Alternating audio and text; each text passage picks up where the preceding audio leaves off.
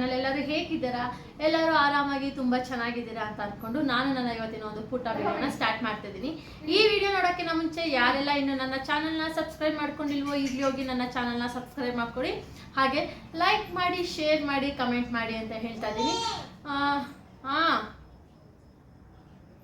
ಅಮ್ಮ ಏನದು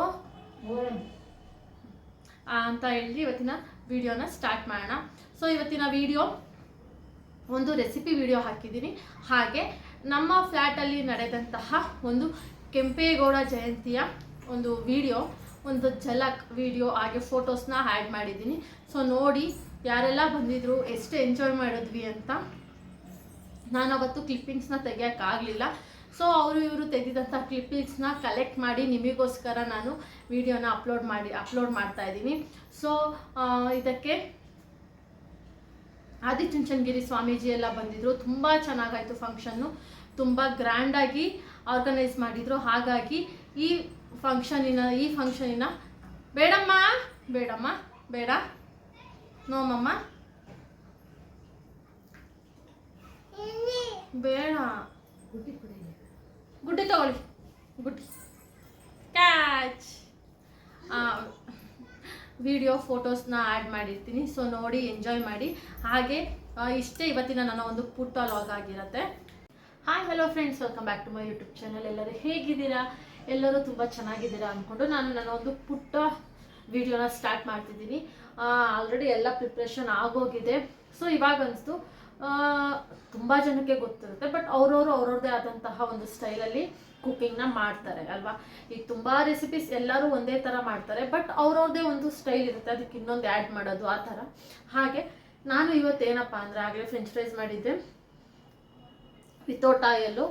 so French ಫ್ರೈಸ್ನ ಬಂದು ನಿಹಾನೆಲ್ಲ ತಿನ್ಕೊಂಡು ಹೋದರು. ಇವಾಗ ಆಮೇಲೆ ಸೊ ಯಾಕೋ ಜಾಮೂನ್ ತಿನ್ನಂಗಾಯಿತು ಅಂತ ಹೇಳ್ಬಿಟ್ಟು ಜಾಮೂನಿಗೆ ಕಲಸಿಟ್ಟಿದ್ದೀನಿ, ಮಾಡಬೇಕು.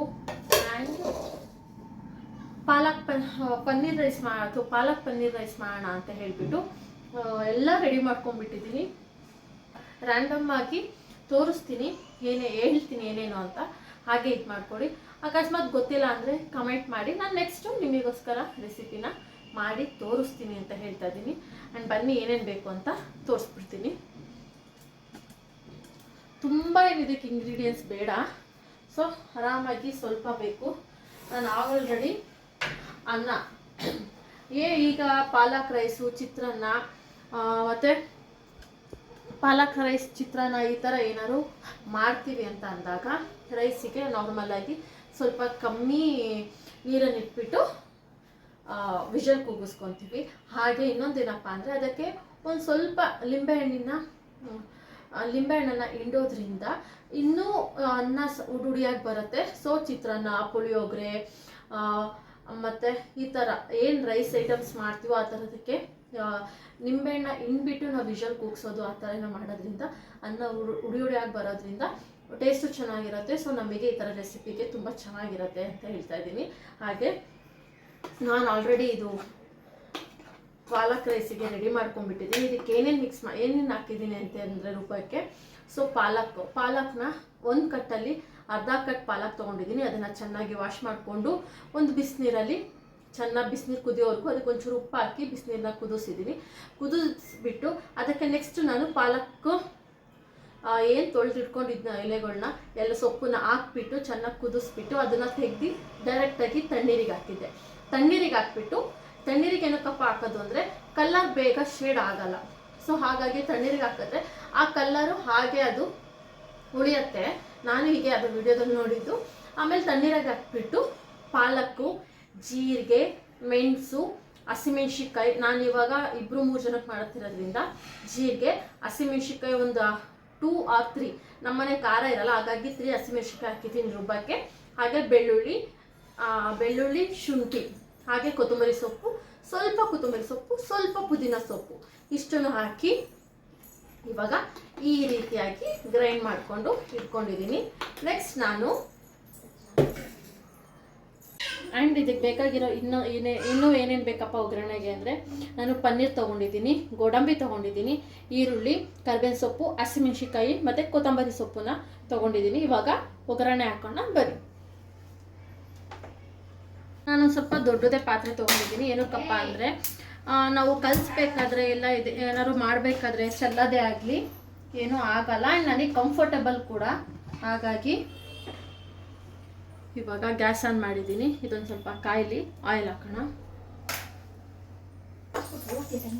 ಆಯಿಲ್ ಹಾಕ್ತಾ ಇದ್ದೀನಿ. ಬೇಕು ಅಂದವರು ತುಪ್ಪನೂ ಸಹ ಆ್ಯಡ್ ಮಾಡ್ಕೊಬೋದು. ನಾನಿಲ್ಲಿ ತುಪ್ಪ ಆ್ಯಡ್ ಮಾಡ್ತಾ ಇಲ್ಲ. ಸೊ ಆಯಿಲ್ ಕಾದಿದೆ. ಇವಾಗ ಜೀರಿಗೆ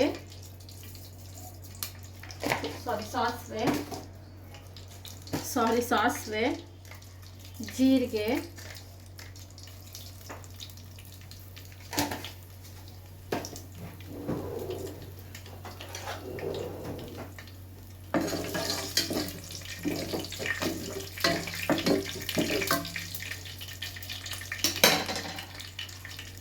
ಇವಾಗ ಸ್ವಲ್ಪ ಪನ್ನೀರ್ನ ನಾನು ಫಸ್ಟೇ ಹಾಕ್ತಿದ್ದೀನಿ. ಯಾಕಪ್ಪ ಅಂದರೆ ಸ್ವಲ್ಪ ಆಯಿಲಲ್ಲಿ ರೋಸ್ಟ್ ಆಗಲಿ ಅಂತ.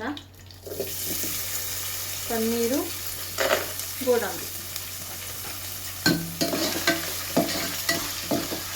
ಸಾಕು ಅನ್ಸುತ್ತೆ, ತುಂಬ ರೋಸ್ಟ್ ಆಗೋದು ಬೇಡ. ಇವಾಗ ಈರುಳ್ಳಿ, ಕರ್ಬೇವಿನ ಸೊಪ್ಪು, ಹಸಿಮೆಣಸಿನ್ಕಾಯಿ ಇಷ್ಟನ್ನು ಹಾಕ್ತಾ ಇದ್ದೀನಿ.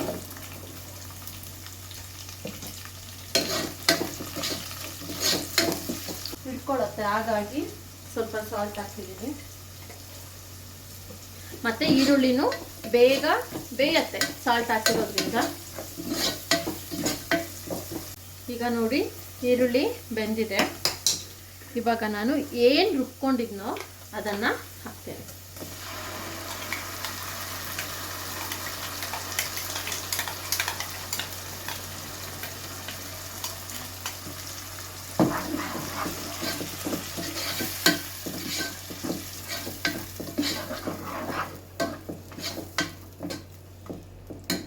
ಘಮನೇ ಏನು ಸೂಪರ್ ಆಗಿದೆ ಗೊತ್ತಾ.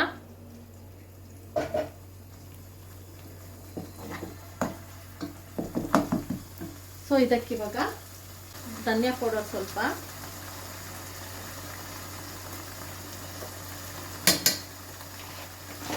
ಗರಂ ಮಸಾಲ,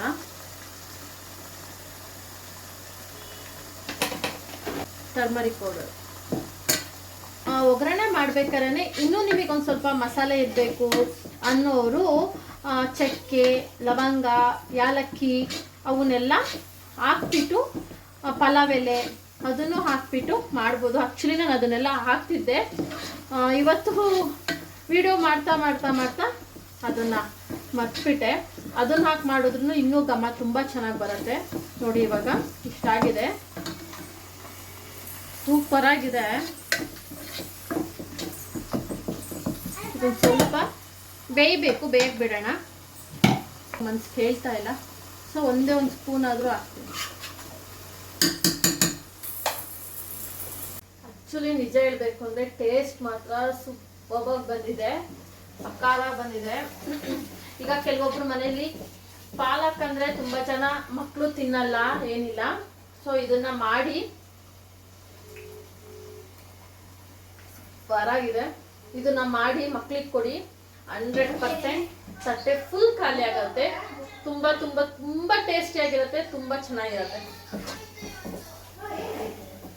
ತಳ ಏನಾದರೂ ಸೀದ್ ಬಿಟ್ರೆ ಟೇಸ್ಟ್ ಹೋಗ್ಬಿಡತ್ತೆ ಅಂತ ಆಫ್ ಮಾಡಿಬಿಟ್ಟು ರೈಸ್ ಮಿಕ್ಸ್ ಮಾಡಿ ಮತ್ತೆ ಅಗೇನ್ ಸ್ವಲ್ಪ ಲೋ ಫ್ಲೇಮಲ್ಲಿ ಇಟ್ಕೊಂಡು ನಿಧಾನಕ್ಕೆ ಸ್ವಲ್ಪ ಬಿಸಿ ಮಾಡ್ಕೊತೀನಿ.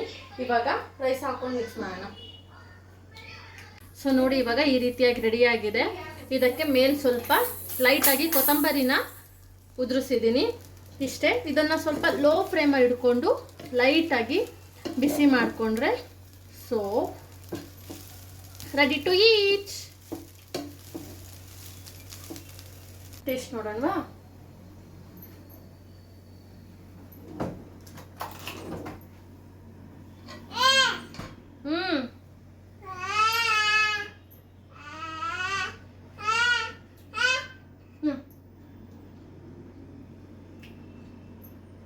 ತುಂಬ ಚೆನ್ನಾಗಿದೆ, ತುಂಬ ಚೆನ್ನಾಗಿದೆ.